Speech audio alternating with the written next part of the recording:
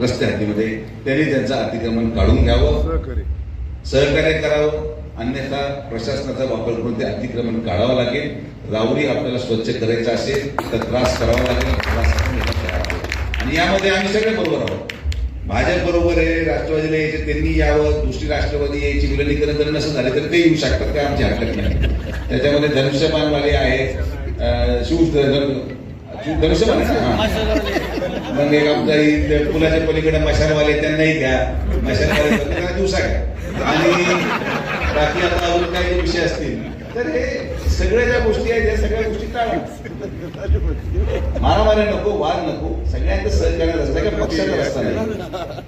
पक्षाच्या पलीकडं जाऊन विचार करा. प्रत्येक वेळेस राजकारण, मी तर त्यांना म्हणतो, मी जर रस्ता पाणी करायला थांबून मीडियावाल्यांना म्हणतो येऊ नका माझ्या मागं, ते नाही आम्हाला दाखवायचं.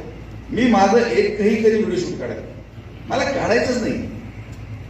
मला घरीच राजकारणाच्या पलीकडे जायचं. मला काही श्रेय नको बाबांनो, पण वाद आणि विवाद घालू नका, पक्ष राजकारण करू नका.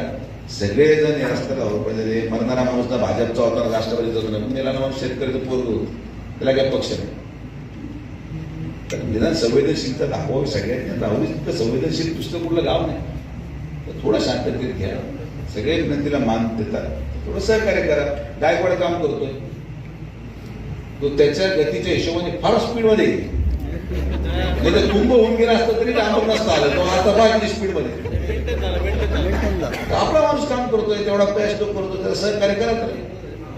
लोक उठून मारामाऱ्या करतात, हाणतात लोकांना, हे सगळं नका करू. आता ज्यांनी हाणलं त्यांच्यावर मी काय, जसं तुम्ही देवा म्हटले की जे तुमचं झालं गुन्हा दाखल, पण त्याच्यानंतर जे शिवकीर्तीच्या बाहेरून मारामाऱ्या झाल्या, आपण नाही गुन्हा दाखल होऊ दिला कार्यकर्त्यांवर. त्यांना मी फोन लावला सगळे. नाही नाही नाही, तुम्ही नाही, तुमचं काढायचे भाग वेगळा. मी म्हणतो त्यांच्यावर नाही होऊ दिला. मी तुम्ही नाही मागणी केली, मी म्हणतो मी होऊ दिला नाही. लोकही त्रस्त आहेत, असं मारामाऱ्या करून हे होणार नाही. हे करू नका. माझे हात जोडून सगळ्यांना नम्र विनंती आहे. आज सत्यजित कदम यांनी वेळ दिला, अक्षय कर्डिले यांनी पुढाकार घेतला आणि